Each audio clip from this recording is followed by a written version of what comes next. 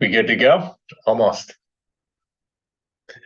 We're just gonna bring up the YouTube. I did throw this out to all the patrons, so we may get a few people popping in, but we'll see. All right, looks good there. Solid. Let's open up this chat. Booyah. Welcome everybody. Jackson. We're good? Yeah. Let's get into it. What's up, everybody? Welcome to episode 266 of Boog Life, pitted with action and Manny V. Happy Halloween Eve, or as we know it back home in New Jersey, Mischief Night. Oh, damn. Yeah, tonight, pretty infamous back home for toilet papering trees, soaping windows, egging and powdering people, and just getting into mischievous activities. When was the last time you've done that? I plead the fifth. No, seriously, it's been quite a long time, but as a teenager, we used to run wild on this night. I mean, there were mischief night evenings in late grade school, early high school, where up in the hills of Brielle, my old hometown, where all the rich people live, Valley Road would quite literally be on fire. And like, oh my God. Guys, kids would run toilet paper up and down the street, douse it with lighter fluid, and set that on fire. What the fuck? Like, we went nuts, man. It was like Lord of the Flies night. Oh my God. So, and we always had a ton of fun, except for one year where I got picked up by the police. I was gonna say, where are the police during I got caught putting soap and shaving cream on a parked car, and me and a couple other guys got picked up and hauled in, and there was a rule in my house.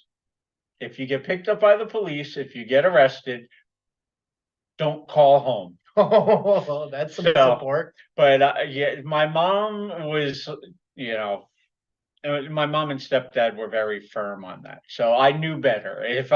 And in this case, I called my one uncle and he came and got me and he just laughed at me. He's like, yeah, I've done dumb shit like that too. But anyway, it got so out of control that they instilled a curfew. Like as soon as the sun went down, you weren't allowed out if you were under 18. No. And even if you were like 18 or like late teens, early 20s, your ass was getting pulled over by the police if you were out after dark. Yeah. So if you guys are watching, if you're in New Jersey, play it cool tonight. It's a Monday night. You don't want to be calling mom from jail. Yeah, you don't want to wake up in the town jail tomorrow morning. But we're going to get into it a little bit here on Boog Life. Yeah, there's some spooky stories going on around the world tour and beyond, but we're going to get to that in just a bit. Thank you guys again for joining us here for Pitted 266. And yeah, we got some pretty cool stuff to talk about today. Yeah, and real quick, just to wrap things up, thank you everybody for letting me talk a little story. I've always enjoyed Mischief Night. Halloween is my favorite holiday, and I just love this time of year. I love it even more being here in Southern California. I'm in shorts, t-shirt, and flip-flops on October 30th. I'll take that any day, any year. I love it. In New Jersey, what are they looking at? I heard the forecast is dropping to... Well, they actually had really summer-like weather over the weekend. We'll get into that in a minute. But I guarantee you in another 4 weeks, we'll be dealing with ice and snow. Yeah. So enjoy it while it's there. A lot of people tend to complain, oh, it's so hot. I'm not sweaty. I'm uncomfortable. I already put the air conditioner away. Yeah. In another month or two, you're going to be pissing and moaning that you're cold as hell. Yeah. So enjoy it while you have it. What's up, Jeremy? Jeremy's tuning in from Australia. Happy Halloween, everybody. Yeah, Jackson, let's keep on rolling. All right. So let's get into it. Shout outs. On a slightly more serious and somber note, my shout out this week goes to former women's world champion Karla Costa. Her mother passed away last week. For any of you who ever had the privilege of meeting Karla's mom, You know, she loved the ocean, she loved the beach, she loved bodyboarding. You could find her at a lot of contests with Karla, and a lot of the women's world champions viewed her as a second mom. She was just that kind of person. And I had the good fortune of meeting her a couple of times while I was living and working down in Brazil. And you know, it's a sad loss, but she lived a very full life. That's something that should be celebrated. So, you know, rest in peace, Maria Helena. Yeah, on that note, I did lose my mother a few weeks ago. I think it was a few weeks ago. I lost track of time. But one thing I've learned from that experience is if your parents are living right now and if you're close to them, whether you're close or not, um, prepare, because there's so much legal bullshit ahead of you that if you don't have the things in place when the time comes, it's a fucking shit show. And it's not a fun experience dealing with all these little finite details that are, you know, embedded in this chapter in their lives, your lives, everybody involved in the family. So if you have, you know, parents right now that are still living, sit down with them. Number one, get a will in place. Just something that's documented to put somebody in charge, how the assets are going to be divvied up. All of those little detail things should be in place. They don't teach you this anywhere. This is the stuff we find out on the fly, and it's not fun. So, you know, it was. I've been very fortunate enough to have siblings that, you know, took the reins on doing certain, taking care of certain aspects of the whole process. But I'm telling you right now, just prepare before the time comes, because when that time does come, it could be a mess. So yeah, that's my one word of advice. Shout outs for me, Robin Legros. I woke up the other morning to uh, the IBC live feed, and it was the heat that determined. I woke up and I'm like, okay, you know what? I'm gonna watch. I'm up early. It's 5 o'clock, and it was the heat with PLC and Robin going head to head, and that was the determining heat to who will become the world champion. And Tanner McDaniel, the live shots of Tanner McDaniel watching intently while these two battled it out. But Robin, we looked over on the heats on the IBC World Tour webpage to see who else he got, who else he had to beat to get to that position.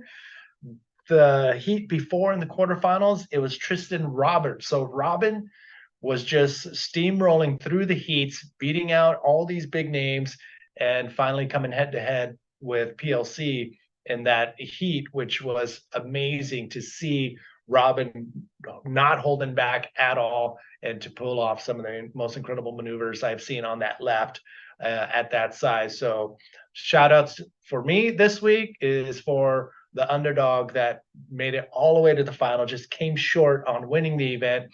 But yeah, it was a pretty incredible heat to watch. And I had the fortunate pleasure of meeting Robin last year or the year before at the Fronton event. And man, talk about humble. This guy had a smile on his face the entire time. And he's one of my favorites. So yeah, shout outs, Robin. And you know what? I'm going to throw in a quick shout out to you Yep. because I believe this is the first time in 266 episodes you dropped the F bomb before I did. I fucking love it. Well, I'm telling you, I mean, that experience was, I mean, and it's still ongoing. And, you know, my mom's services were a month, you know, over 4 weeks ago, and we're still, you know, trying to figure out how to put this chapter behind us. But all the legalities, I'm telling you, it's something that they don't teach you in school, but it's something that you can get ahead of. And I'm letting you know now. Well, I know I appreciate the advice. Fortunately, I still have both my parents alive and kicking, but I have seen family turn ugly in situations like that. Exactly. And that's one of those reasons why things should be in place before it gets to that point. All right. So with that said, let's get into bodyboarding news because we've got a lot of ground to cover this week. First and foremost, it was announced over the weekend that November 18th will be the first annual Boogie Moms Club Championship. Oh, wow. I have been working with Boogie Moms to set this up. Custom X will be giving a brand new ECF, just kind of like the one I have right behind me. That's my new ECF. We're going to be giving away one of those to the winner. And we're not doing a traditional contest format. With this event, we're going to send all the registered competitors out at one time, 20 minutes out in the water, best wave wins.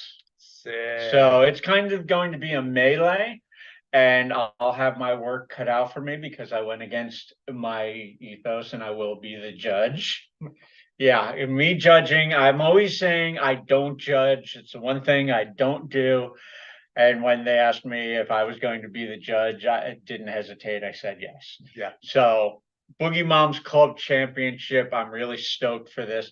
This is basically just a trial run. They've already expressed the desire to do tents and banners and, grassroots, like full on championship next year. So this is just getting our feet wet, so to speak. And it should be a really fun time. Again, that's November 18th. Location. Tower 14, Oceanside Harbor. Okay. All right. And next, over the weekend on Saturday, I was mentioning in passing how the weather was actually really nice in New Jersey this past weekend. The New Jersey Bodyboarding Club had their Halloween beach bash in Belmar, New Jersey. A warm, sunny, 2 to 4 foot waves. Damn. Yeah. Grilling on the beach, live music, cornhole. About 20 bodyboarders showed up. Best costume went to MC Devlin, who showed up as Shredder from the Teenage Mutant Ninja Turtles. Went full on with the costume, super rad. And you have to excuse me, I didn't get the information on who won the Charger of the Day, but the Charger of the Day at the event was given a Custom X ECF. Nice. So, you know what? A good time was had by all. The main sponsor, Social Leap Dispensary, was super happy.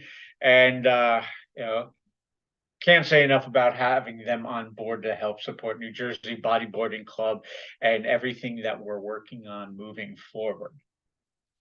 And then bringing things back here to the West Coast.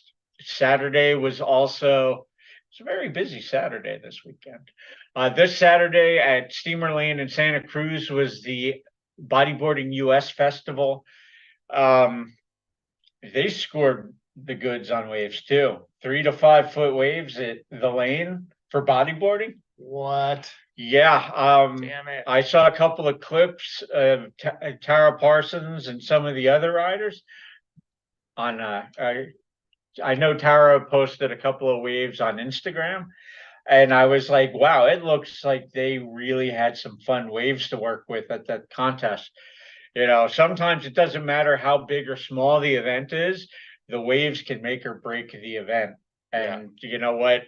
Steamer Lane provided the goods. And just to give a quick rundown of the winners, junior boys, it was Analu Yockman from Hawaii. Junior girls, it was Kanani Bustamente. And then masters, Juan Mungia took top spot. DK defending his win from last year's California Bodyboarding Alliance Santa Cruz event, Justin Cadiente. I wonder how Trevor Solberg did. Do we know how he did? I'm pretty sure he made the finals. I don't have the final results in front of me, but I know Trevor was in the mix. Winning the men's, Analu Yockman. So he won the junior boys and the men's division. Definitely made his trip to Santa Cruz from Hawaii well worth it. Totally. And then winning the women's, California legend, Kara Parsons. Yeah. And you know what? I was watching some video clips she posted online. She was super stoked to win at Steamer Lane. You know, Steamer Lane is a very well-known spot, obviously more well-known for surfing, but it used to be a PSAA Bud Pro Tour stop that featured surfing and bodyboarding. And, you know, so there's a legend to that spot, a mythos. And to be able to claim a win at the lane, you know, that is something you can consider a crowning achievement. Yeah. I mean, I would love to have a win there, especially with the conditions that they had. I mean, having that perfect wave with just bodyboarders, 3 other bodyboarders out in the water, definitely put it on the list if you want to ride a solid wave with good conditions. I mean, damn it, look, I just saw some of the waves that they had. Drop me heaven if you're a drop me right-hander. So yeah, congrats to all the winners. All right, and that's what I've got for the moment Okay. on bodyboarding news. Bodyboarding news. Let's see. I wanted to pull something up. It may be a little bit too late now, but I got something from Big Todd. Let's see if I can pull it up. If he has it here, if it's close, I don't have it. But what Big Todd suggested, because I'm still sitting on the Aaron Loyd slides, I still have boxes and boxes of bodyboarding history just sitting in my closet. I went the NFT route, sold a handful. I still offered them as on eBay, just at a friggin' pretty decent price. But Big Todd suggested he did a quick little Photoshop dealio and put the slide, including the slide frame, on a T-shirt with a little Bug Life tag in the back. And I'm like, oh my God, Nice. why don't we freaking do that? And I was thinking about, the writers, and are they going to be upset that we're using their image in T-shirts? But then at the end of the day, it's I have the rights to use the photos, and I think we do that. I think we put that together and hopefully get something up and running before Christmas. So if you guys see something that you like on the eBay Manny's Vault page, where I would love to see that in a T-shirt, message me and we'll make that happen. But yeah, I think we're gonna go that route, just to keep those slides invisible and in people's eyes, and let them know that they're still available for you to grab a hold of. I'm ready to hand them over to people who really appreciate them and understand that holding that piece of bodyboarding history is pretty unique and pretty exclusive. It's the only one. So yeah, as far as the T-shirts, yeah, that's coming up. I think that's an incredible idea. Yeah. I mean, the photos we're talking about are not only historical, but they're just straight up rad. Yeah, there's some good, incredible golden gems in there. So yeah, Jeremy, I know you're probably going to froth on some of the photos that you've seen so far on the slides. T-shirts are coming too, so be ready for that. That's all I got for bodyboarding news. Nice. All right, now we're getting into the thick of things. With this past weekend, Friday, the 2023 IBC World Tour wrapped things up in the Canary Islands with the Fronton King, and we crowned the last of the 2 champions to be crowned for the year. And what was, for the most part, a phenomenal year ended up with some intrigue, some controversy, and I kind of have mixed feelings for the way things went down at Fronton. Obviously, when we talk about the intrigue, it kind of came down to the wire and a little bit of a waiting game for Tanner McDaniel and the men's world title. But the big controversy that turned into a major distraction for the World Tour and for the season finale of Fronton was the Mike Stewart controversy. Yeah, if you haven't seen it, it's Mike Stewart talking in front of the iconic wave, and pretty much told his story to the social media world, which got a hold of everybody's attention, including, multiple surfing world champ Kelly Slater chimed in as well. But yeah, Stewart pretty much explained his situation, and essentially was stripped of his seating in the event because he was not physically present at the mandatory meeting for check-in. So even though he sent a message out to the organizers, had Tanner pay for his registration, the organization, I don't know if it's the IBC or the promoters at the Fronton King, but essentially said, these are the rules. We're stripping you of your seating. You can be in the event. They didn't deny him entering the event. They just denied him from being seated in the later rounds. So he would have to start from round number 1. That was the controversy. And the problem with this situation was we got Mike's side of the story, and the initial reaction was to be expected. It was kind of a knee-jerk reaction from the entire bodyboarding community. Mike's the 9-time world champ. He's the GOAT. They should make an exception. And it took a couple of days for the IBC to respond. When they did, they went right to the rule book itself. And I'm going to say this. You and I both have experienced competition as competitors, as event staff, and as organizers. So we've seen the different aspects of a contest scenario. I think both sides could have handled this much better and much cleaner for the sport in general. I'm sure I'm in the minority on this, but I can understand adhering to the rule book on the side of the IBC, but I think some flexibility could have come into play. Instead of stripping him of his seating and moving him from like the 4th round to the 1st round, just leave his name in the heat draw. If he shows, he shows. If not, you're a man short for that heat. There was no need to create all this unnecessary mess. At the same time, the IBC might seriously consider adjusting the rule book to add a little flexibility for extenuating circumstances instead of playing hardline and using the 9-time world champ as an example.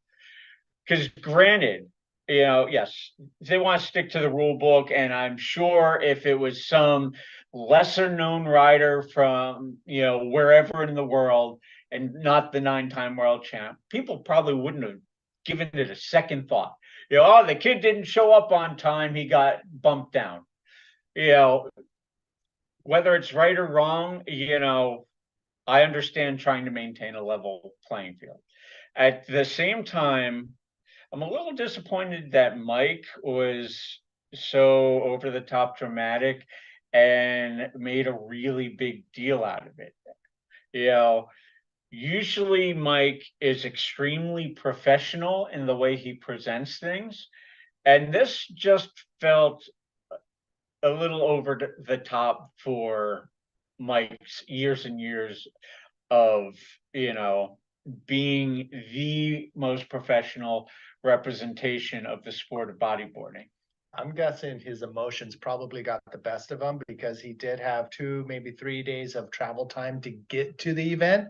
And when you show up and you have this thrown at you, instead of, what I was taught is to take a step back, gather your thoughts, and figure out the most rational and professional way of going about it.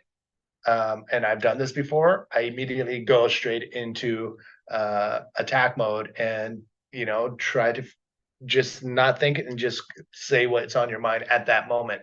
Dude, you're preaching to the choir. You're preaching to a fucking Jersey boy. Yeah. So I don't know if it was just him, just relieving, just unloading all this frustration after traveling for 2 days and getting there and seeing what has played out, and then just going straight to the Instagram video was, I don't know if that was the case, or maybe he wanted to bring attention to what is happening here at not only the event, but also the IBC on how they're handling things. Because it's a very complicated, but could be very compartmentalized situation where, okay, let's figure this out on a rulebook level, but also on a professional level. Like, okay, there's two situations, how are we going to deal with it? And both parties did not sit at the same table to try to figure this out professionally. Well, like I said, I think both sides could have handled it better. And it was a simple solution. All right, you're taking Mike's registration fee. He's letting you know he's not going to be there on time because of flights, etc. Plain and simple solution. All of this could have been avoided. Just leave Mike seated where he's seated. If he shows, great. If he doesn't and he misses his heat, oh well. You know, but you didn't have to change the seating or bump them down to, lower rounds. It just made things messier than necessary. I just want to know if there was something else behind this. Was there ego involved, or was there somebody's friend trying to get into the event and they bumped the world champ out to make that happen? I don't know. I don't think anybody will really know why it got to this point.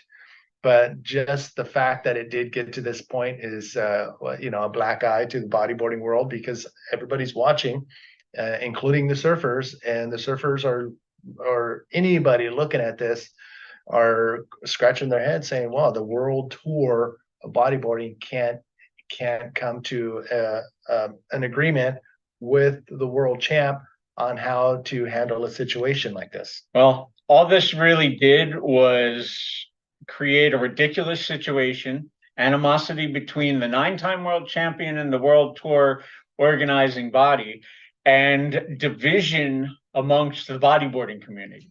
Yeah, all of the above we don't need. Yeah, I don't know for sure, and I don't want to spread any gossip or rumors, but some of the because I rarely read comments on social media. I'll look at a few things, like a few things, and then move on. But for this situation, I did go into the comments and read a lot of those comments, and some of the rules they were referring to, the IBC was referring to wasn't even in the rule book, or there was a typo, or something must have happened. And that leads and spirals into, oh, maybe they're making these rules up and it didn't exist, but now they're adding it to cover their ass. These are full rumor type of comments. I don't know if they're true or not, and I don't want to keep spreading. Well, this is exactly what I'm talking about. When something like this happens in the sport of bodyboarding, it creates dissent, rumor, gossip, conjecture, whatever colorful adjective you want to use for it. And plain and simple, it could have fucking been avoided. Yeah, absolutely ridiculous, the way this was handled. Yeah, I mean, that's the thing. It's like, how did it get to this point, and why using the world champ as an example is mind-blowing. And for me, the most disappointing part of this is how we finished the season. Spectacular year. The venues, the rider performances, we've been saying it almost on every podcast that the IBC World Tour has been must-watch TV for the avid bodyboarding fan all season long. I mean, we've seen it gets used way too much, but we've seen history unfold at times during this year's tour. And to end things on a sour note like this just takes away from everything, every forward moment they had this season. Yeah, it's a shame, and hopefully things get settled down. And the bummer part about all of this, it took away some of the limelight to what was happening in the water. yes, the event, of course, the promoters can put it together an incredible event on land, but without the wave itself, they're just promoters. The wave is what makes that event what it is, and none of the riders held back, including Robin Legros, and I mean all the winners as well. Yeah. Speaking of which, let's try to shift things back to a more positive light. This year's World Tour champions. And you know what? We had no shortage of incredible performances and notable results. First and foremost, this year's Master Women's World Champion, Mariana Nogara. Whoa. This is Right. This is 2 years in a row she's won the Masters Women's. That goes along with her 3 world titles in women's bodyboarding back in the 90s. So, you know, she continues to further her legacy, and I love watching it. The only thing that would make me happier than seeing a Masters Women's division and bringing out these legends, where the fuck is the men's Masters? Seriously. I've even, messaged the IBC and asked them about this. I'm waiting to hear. I'm waiting to see it. Yeah, I mean, can you imagine if they did have one in Australia and all the Bullet and all these other guys showed up? Yeah, do it. For me, let the old guys compete in a warm water scenario. Yeah, I don't care if it's Hawaii, Puerto Rico, the Maldives, throw the old guys, the old school legends out in the water for a few heats in tropical waters and let them have at it. I'm sure we'd all love to see guys come out of the woodwork and throw down. Stewart 60, he's obviously master's level at this point. Get GT out there. Get Pat Caldwell, Hallie Reeves. You name somebody, get them out there. Jay Real, I want to see you in the Masters World Championship, bro. Yeah. What's it going to take to make that happen? I don't know, but, I have no problem stirring the pot right now to make it a reality. Come on, IBC, step up your game. You've got Masters Women's. Let's make men's Masters happen. I don't see why they would not make that happen in 2024. All right. And just to continue on. How's your blood pressure? Oh, it's through the roof right now. If my eyeballs pop out of my head, you know why. All right. Continuing on. Drop knee. Dave Hubbard winning his 10th drop knee world title. You can debate who you think the best drop knee rider is of all time, but there is no question the proof is in the pudding, so to speak. Dave Hubbard is the most accomplished drop knee rider in bodyboarding history. And, with that 10th world title, he surpassed Mike Stewart. He now has more world titles in that discipline of bodyboarding than any other bodyboarder ever. We did an interview, caught up with David Hubbard. If you haven't listened to it or watched it, please do so, because we do ask him about this question. And it's a pretty cool interview about his world title win.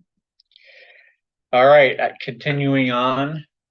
More bodyboarding history from this year's World Tour.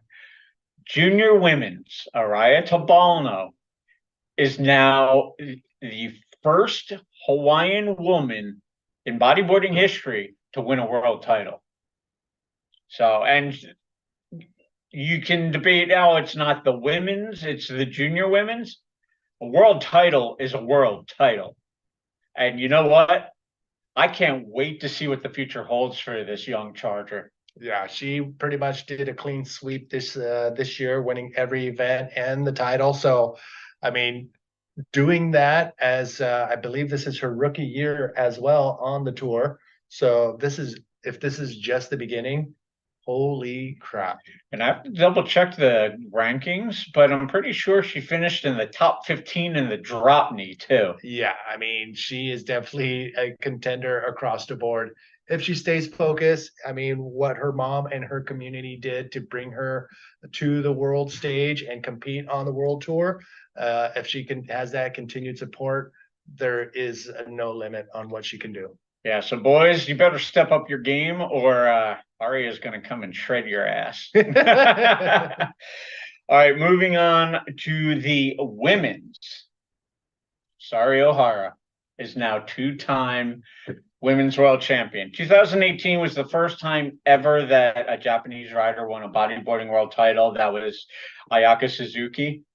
That was followed up the very next year by Sari Ohara. Sari returned to the top spot this year. Again, two-time world champion. Yep. And then now into the boys' fun. Winning his first ever junior men's world title, Michael Yancey. Purpo.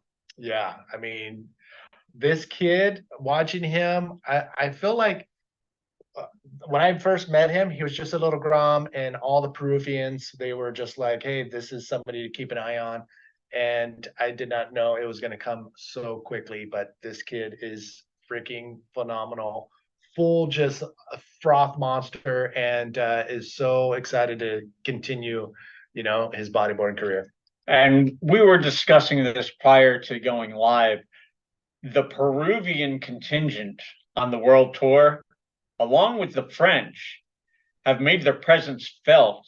These next generation riders are going to be dangerous for years to come. So, if you're not familiar with them, you better start learning some names because they're coming, and they're coming hard.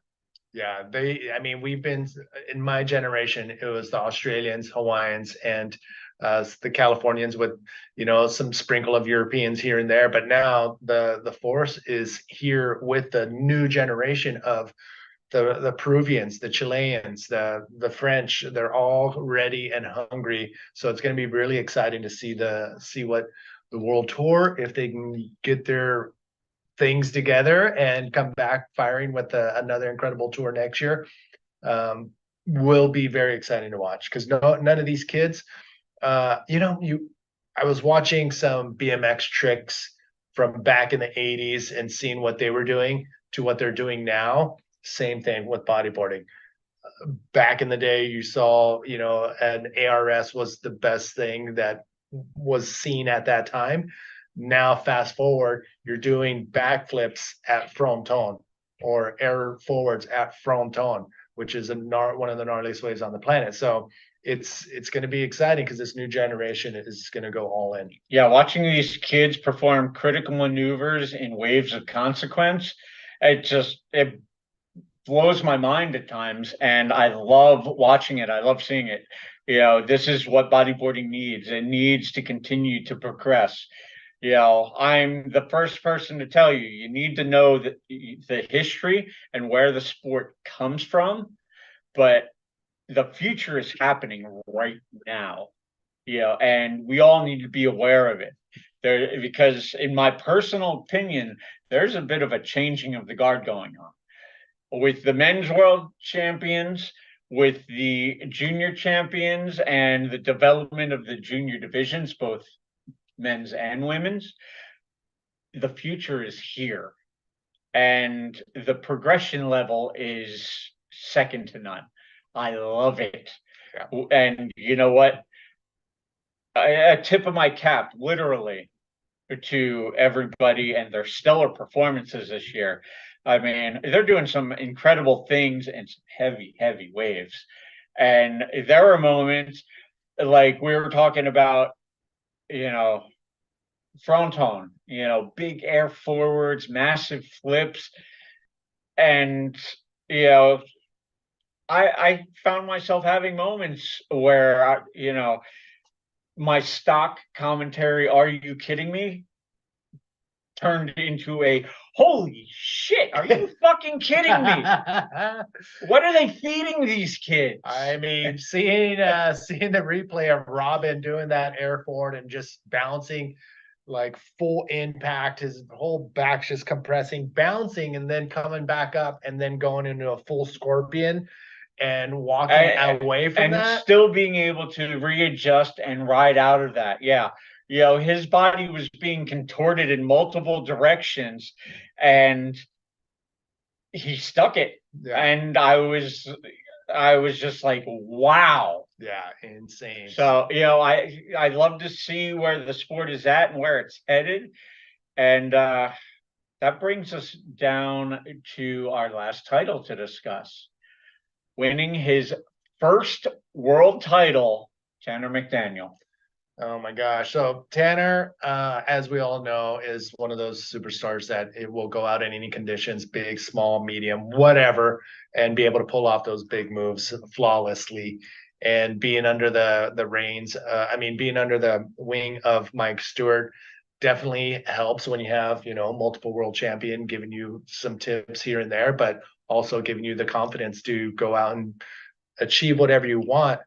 I invited Tanner McDaniel to Cabo San Lucas for the Cabo Freak Fest earlier this year for the trip that goes down to Cabo in August, and he turned it down, which was okay. And I asked him, I'm like, so why can't you come? And he said it was a wedding. So I'm like, if it was a wedding, I'll move the dates for you. But then he's like, well, it'll run into what I'm going to be on the tour. I'm competing. So giving me that answer if he can't come to Cabo, and knowing that his ultimate goal was to become world champion and achieving that goal, man, I hope to have you name the date. We'll organize whatever trip you want. And Tanner, congratulations, brother. Yeah, for most of us in the bodyboarding world, we've been watching Tanner very closely ever since he was a 12-year-old Super Grom, entered into the pipeline contest. And, obviously there were people that were like, the kid's 12 years old and you're going to send him out at pipe to compete. That's right. Yeah, they thought it was completely nuts. But you know what? His parents saw his potential. They trusted in Mike Stewart's guidance. And, that's a lot of weight to put on somebody. So think of this. For the past 12 years, he's kind of been the anointed one. All eyes on Tanner, future world champion. Even I'm guilty of it. Dude, when are you going to win the world title? Even this year on this podcast, before the season started, when we started previewing the world tour this year, what did I say? This is Tanner's year. And there's a lot of expectation, a lot of pressure put on his shoulders. And then to see him go through the season, making final after final, always finishing second, but never quite having that one big standout performance, had to be added pressure. And then we saw it at Fronton, watching Pierre's heats intently, I can only imagine what was going through his head. For me, nothing else in the world would have existed. Pierre's out in the water, all eyes out on the water. And you could see in some of the shots from the live feed, that was super stressful. That was intense. Yeah. And to be able to finally feel that release, know that you're world champion, and just let that all out, I would have paid good money to be there by Tanner's side to celebrate with him. Yeah, he had his close friends next to him. And when he finally realized that he became world champion, that energy, that emotion just came out in this big roar that he let out. And it was pretty exciting to see. So again, congratulations to Tanner McDaniel. I'm sure it's the first of many. And I saw something actually this morning that put a smile on my face. Tristan Roberts talking about how happy he is for his friend and fellow competitor to win the world tour. Tristan obviously being a two-time world champion, defending champ.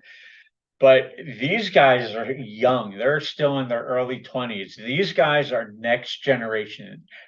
They're the now, they're the future of the sport. And Tristan was just talking about looking forward to going back and forth and trading world titles for years to come. And you know what? I'm looking forward to watching that too, because I've known these guys since they were younger. I've had the privilege of watching them progress as competitors, grow as young men. And, I'm not going to try and, latch on and claim any kind of ownership to their accomplishments. But as I posted on social media yesterday, it has been a true honor to watch that journey. Yeah, I mean, both of these guys battling it out head to head in the future world tours is going to be pretty exciting. But then you're going to have this whole slew of riders, chomping at the ankles at these two guys. They all want it. They all wanted that title and to be able to raise that trophy over their heads. So it's going to be very exciting in the future. And now. Yeah. And speaking of now that we've gone through all of this on the IBC World Tour, let's check the final day highlights from Fronton. All right, let's do this. Let's see if we can pull this guy up. There we go.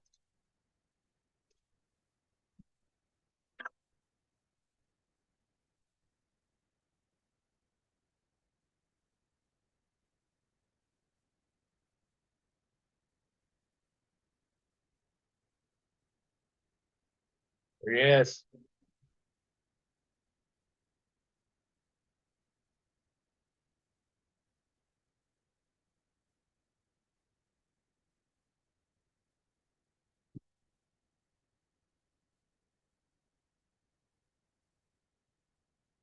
All the bodybuilders say this is, the dream wave. There's Robin. Oh my God. I tell you what, on the World Tour, the Maldives and Fronton are the two events I look forward to the most. Right there with them. The only thing missing is pipeline. Yep.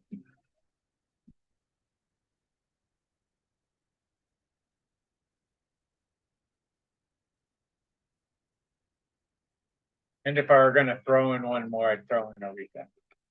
Lopos. Yeah. Look at the Peruvians. Oh my gosh. He just became national hero. There he is, the machine. There's our winner.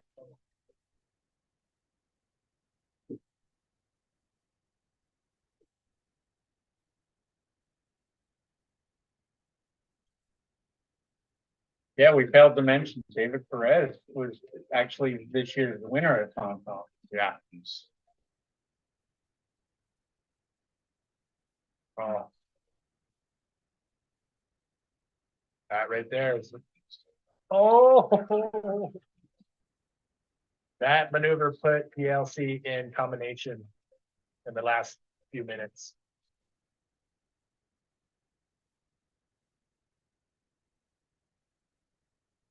Yeah, watching some of these young guns take out world champions, thoroughly impressive.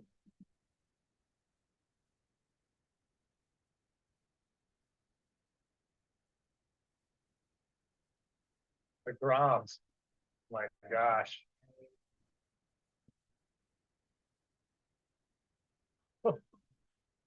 What were you doing when you're 17? Dude, I was still groveling it out back home in New Jersey. If I was lucky, scoring some hurricane surf down in the Outer Banks of North Carolina or at home. But yeah, riding waves like this wasn't even something I comprehended.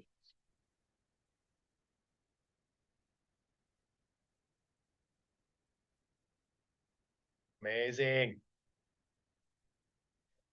All right. So with all of that said and done, that brings us to the end of the show and Monday motivation.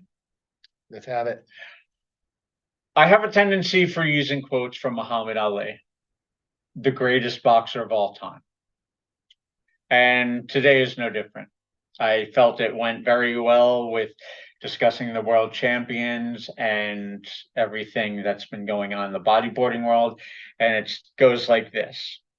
If your dreams don't scare you, they're not big enough. I love it. Jackson, before we go, Jeremy Harris did point out November 4th coming up, International Bodyboarding Day.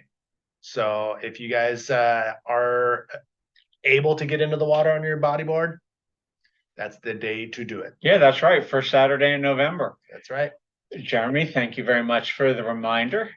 And yeah, stay stoked and get your boogie on. We'll see you for episode 267 next week. Until then, we're out.